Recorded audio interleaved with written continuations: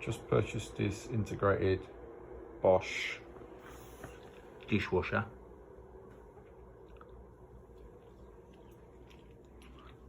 Slimline. Looks like a nice bit of kit. Instructions are really poor.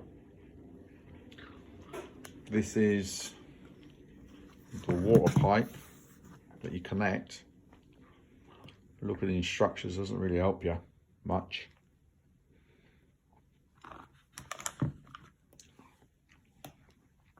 Finally worked out what connection goes there. And it's the fat end of this connects into here and basically tightens up and then acts as an on-off. You would have think that they would put one of these in,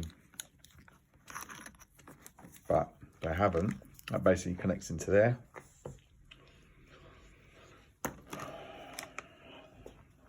That's it.